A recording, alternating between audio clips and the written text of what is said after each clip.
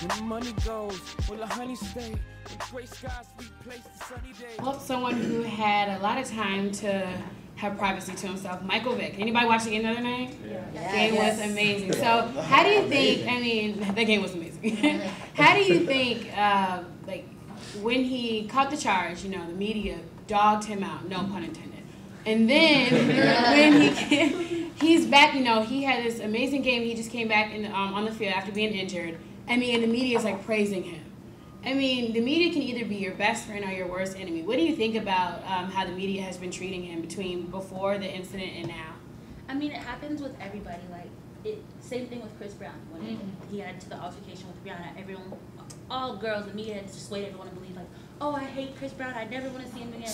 And his publicist turned around and was like, okay, we're going to revamp you, we're going to give you this mixtape, and you're going to put out this video. And all of a sudden, like, he released this video over the summer, and all my friends were like, oh my gosh, Chris Brown is so sexy, did it. I'm like, wait a minute, we were just talking about how he's a woman beater, and you hate him, and you want to kill him. But now, all of a sudden, you're Chris Brown gung-ho. And I feel like, not that it's the people's fault, like, it's viewers' fault that they do this. It's just what the media does. They like to put people in the forefront and make fun of somebody when they're down, and then when they're up, praise them and get all this acclamation for, like, oh, look what we did for this person. I mean, but isn't it okay to give people a second chance? I mean, like, women, we'll give a boyfriend 3 and 4 chances if he cheats, but then we see a star gets in trouble one time and, oh, we don't like them anymore, I'm not buying their records. I mean, what's the difference? I mean, as an Eagles fan, I was not upset when they signed Vic. I know there were some people in Philly kind of upset about the decision, but I mean, it's a business. It's about football. If you are sponsoring a team, you're going to want the player that's going to give you the win.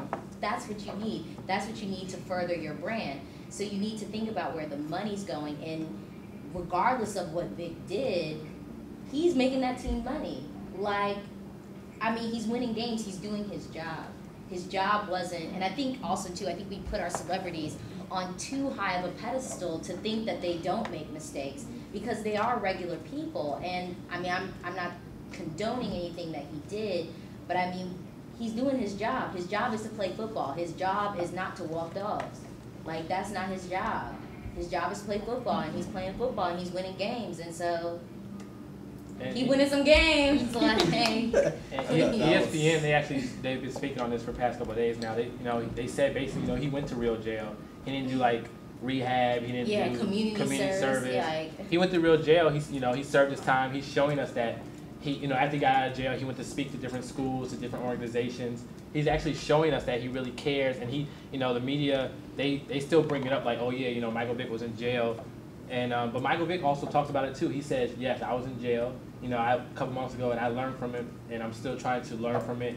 And I don't know everything now. I'm here to learn because I don't know everything, and I showed you guys that I don't know everything. So he's showing us within these past couple months that he's really trying to do a 360 with his life.